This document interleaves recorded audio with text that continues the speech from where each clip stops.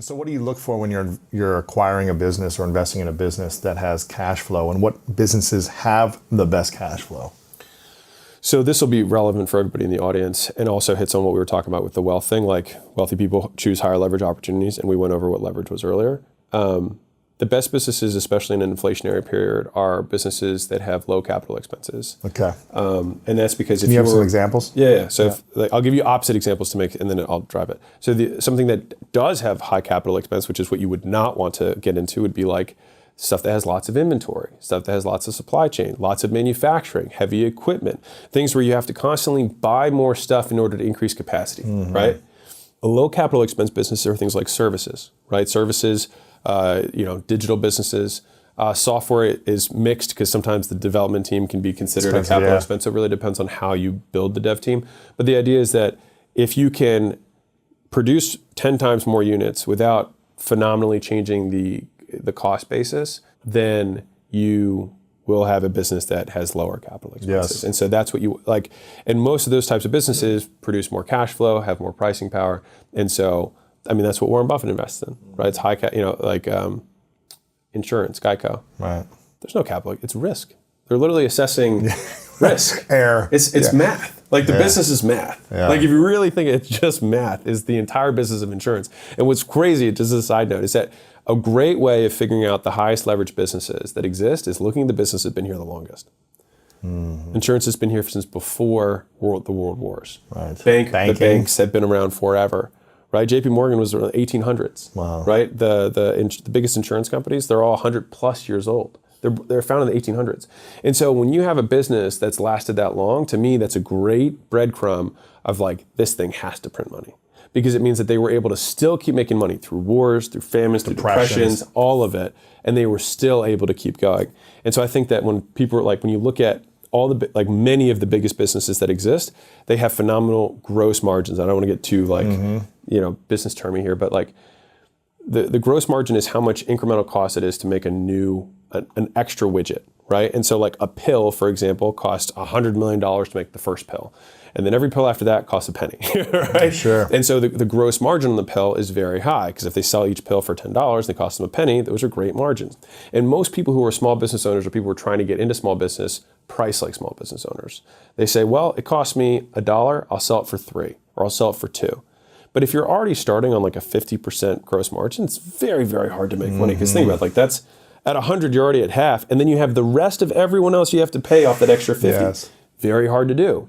And so like, I'll give a couple rules of thumb if anyone wants those. But like if you're building a service-based business for us, by all means, I have to get gross margins above 80%, which means 5 times the cost of goods. So if it costs me $100 a month, the minimum I'll charge is $500, right? And so that also gets you to think about business differently, which is not necessarily even how much can I charge, but how can I provide value and make it cost as little to me? How can I be as efficient as possible? And if you think about what technology does over time, is technology takes something that's valuable and makes the cost of delivering it less. And so that's what happens is a lot of people are able to have access to things that were once only for the wealthy, but now become for the common man because the cost basis decreases as a result of technology. And so technology, as we see it, like we can create technology, but you can also have technological breakthroughs just through process in your own business. It's like, and that's where niching down and being very specific about the avatar becomes important, especially when you're starting, because then you can productize the service. Because if you're doing everything custom, which most people when they're starting out do, it becomes really difficult to become efficient. And it's really difficult to become efficient, you have very little margin, right? Or you have to charge huge fees, which most people are too afraid to do. And so the flip side is, if I do the same thing over and over and over again, I will get better and more efficient at it, and I will know how to do it faster and quicker and cheaper. And I specifically choose this type of customer so that I can have more margin, because there are millions of even this one specific type of avatar. And then from there, I can take the gross margin, the extra cash that I have, and I can hire the best people. I can invest in marketing. But when you have such little margin to work off of, it's very difficult to make money. Yeah, it's so hard to grow. That's interesting. What do you think it's going to be harder or easier to become wealthy and start businesses over the next few years with everything that's happened in the last couple of years, and where this whole great, 2030 agenda is coming and all these different things are happening, the war and all the, there might be another pandemic, whatever it might be. Do you think it's going to be easier or harder to make money? I think technology in general makes things easier for most people. I mean, because at the end of the day, it's increased access for more people. Yeah. And so I think to reach more people Yeah. at any moment. Yeah. If I were just to use history as a guide, business has only gotten easier to get into. It's gotten more competitive and easier to get into.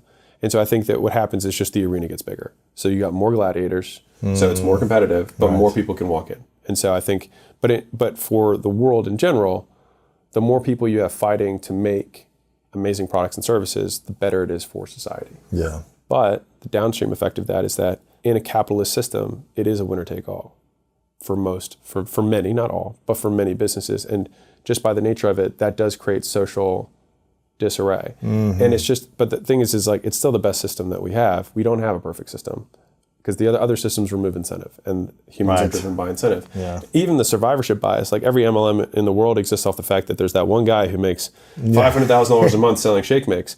And the other 5 million shake mix producers are like, someday that'll One day be I me. could get there, yeah. And it's just survivorship bias, right? But that's why the whole capitalist machine works.